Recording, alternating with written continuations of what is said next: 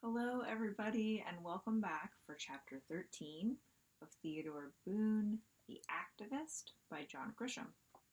I'm going to jump right in. Chapter 13. The three boys, Theo, Woody, and Hardy, along with one dog, Judge, met at Truman Park near downtown as soon as possible after school on Friday. A fishing trip had been organized, and the boys were excited about the adventure. A rough week of school had just ended, and it was time to relax. Fishing had been Hardy's idea. He wanted to show Theo firsthand the Quinn family farm and the beautiful scenery the governor and some other politicians now wanted to destroy. Woody and Theo followed Hardy, with Theo bringing up the rear so Judge and his leash would not get tangled up with the other bikes.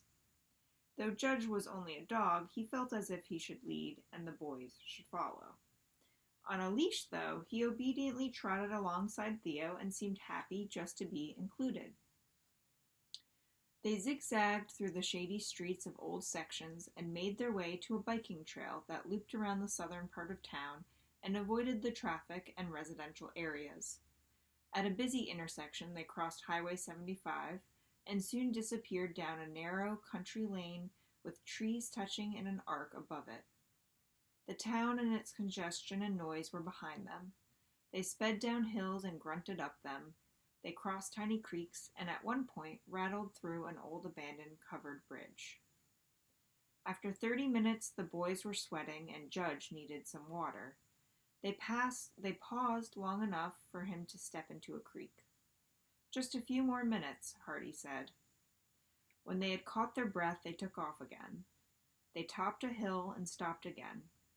Below them was a beautiful valley with a few clearings and lots of trees. Hardy pointed to the only house in view, a white structure far in the distance. "That's where my grandparents live," he said, still breathing hard. The boys took in the scenery as they rested. Hardy pointed to his right and said, "The bypass cut across the entire valley, one wide gash that begins over there between those two hills and goes through the tallest hill that way." His right arm swept to his left. "That's Chalk Hill, and the plan is to level it with dynamite. Just blow it up and flatten it out. Everything else gets bulldozed, then covered with asphalt. Not sure what happens to my grandparents." "How can they do this?" Woody asked. "Ask Theo." Theo said, "The law gives the state the right to take anybody's land. The state has to pay for it, of course, but still, they get it." "That sucks. It really does," Hardy said sadly. They rolled down the hill and minutes later came to a stop in front of the house. Hardy's grandmother, Mrs. Beverly Quinn, was waiting on the porch with a plate of walnut cookies and ice water. Hardy introduced his friends and Judge, and she sat with them during the quick snack.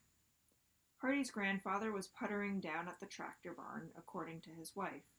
There was no mention of the bypass. That topic seemed too awful to even consider.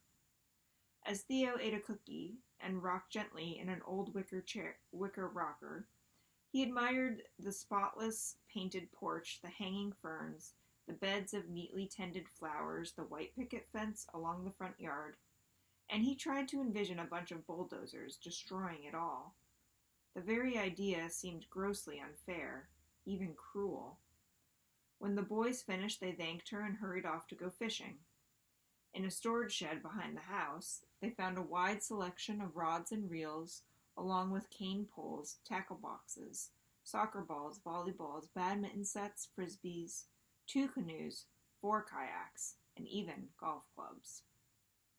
"We have a lot of fun out here," Hardy said. He claimed to have 11 cousins in the Strattenburg area, along with aunts and uncles and friends close enough to be kinfolks, and they spent a lot of time on the family farm. They picked 3 rods and reels, and Hardy stuffed a small tackle box into his backpack. They were off again, flying down a narrow dirt trail that wound its way through a patch of thick woods.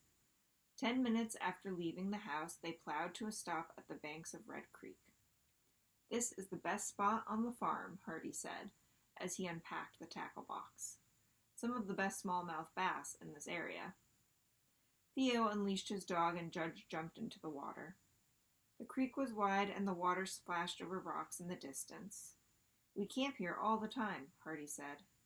It's beautiful, Theo said. Can we go kayaking? Maybe later, Hardy said. There are some decent rapids just around the bend there. A little too rough for a canoe. We kayak it all the time. As an only child who lived in town, Theo was mildly envious of Hardy and his big family and this tract of land where they had so much fun. The farm was like one big adventure park, but with real adventures, not fake ones. Hardy was standing on a granite ledge about 10 feet above the water, and he had cast twice into the creek when he suddenly spotted something in the distance. What is that? He asked himself out loud. What? Asked Woody, who was nearby. Hardy pointed and said, Look, beside those trees down the hill. Some men. Theo and Woody were climbing onto the ledge next to Hardy, whose voice left no doubt he was concerned. Sure enough, across a narrow valley that bordered the creek, there were several men milling about a pickup truck, probably a half a mile away. That's our property, Hardy said. What are they doing? Theo asked. I don't know, but they shouldn't be there, Hardy said. We should have brought binoculars, Woody said. Better yet, let's go find out, Hardy said, and the boys forgot about fishing. Theo could have let it pass. The men did not appear to be doing anything wrong, but he did not understand how much the Quinn family valued their land and its privacy. The boys jumped on their bikes. Follow me, Hardy said as they took off. Judge, soaking wet, followed Theo, who followed Woody. They went a short distance and crossed the creek on an old footbridge, one barely wide enough for bikes. Then they sped along a dirt road until they approached the men. There were 4 of them, 3 younger men with an older guy who's probably the boss. Their truck was a large service-type vehicle with a club cab and the words Strategic Surveys painted on the doors. Not far from the truck was the beginning of a line of stakes stuck in the ground with red ribbons tied to each top. What do you boys want? The older man asked. Hardy was off his bike and approaching the men. What are you doing here? He asked. Maybe that's none of your business, kid. Maybe it is. This is my family's property. Who gave you permission to be here? The 3 younger men laughed at this kid with the questions. Theo looked at them. All 3 were fairly large with dirty shirts and beards, and the general appearance of men who lived hard and made no effort to avoid trouble. Don't get smart with me, boy, the older man said. What's your name? Hardy shot back. Willis. What's yours? Hardy Quinn. My family has owned this land for 100 years. Well, congratulations, Willis said with a sneer. Ownership is about to pass over to the state. The other 3 found this funny, and they laughed again, and as they did so they inched forward, closer to the rear of the truck, where Willis was standing less than 10 feet from Hardy. Theo took a step forward and said, He asked you a question. Who gave you permission to come onto the land? The state, Willis growled toward Theo, who quickly said, Oh, yeah, but the state doesn't own this property yet. A bunch of wise guys, Willis said to his men.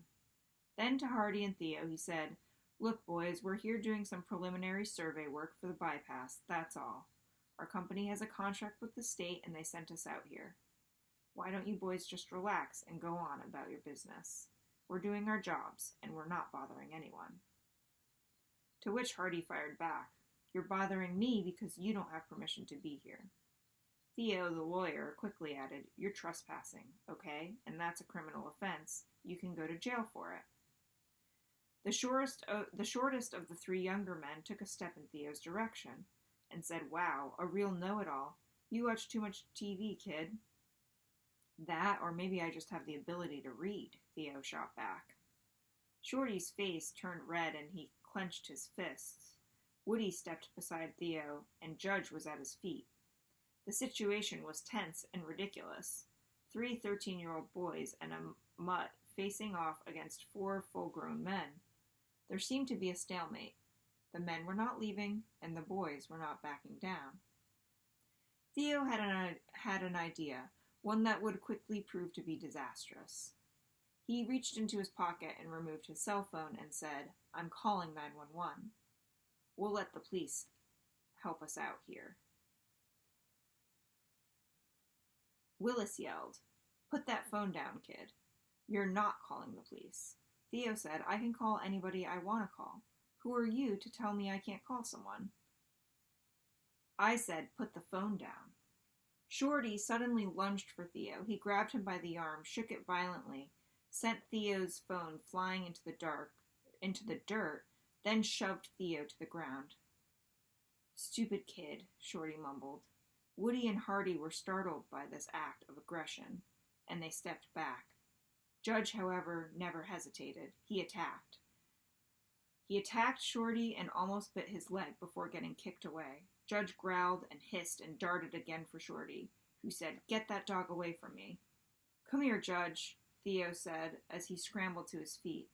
At that moment, he wished Judge could have been a 90-pound pit bull trained to attack instead of a 40-pound mutt who was afraid of cats.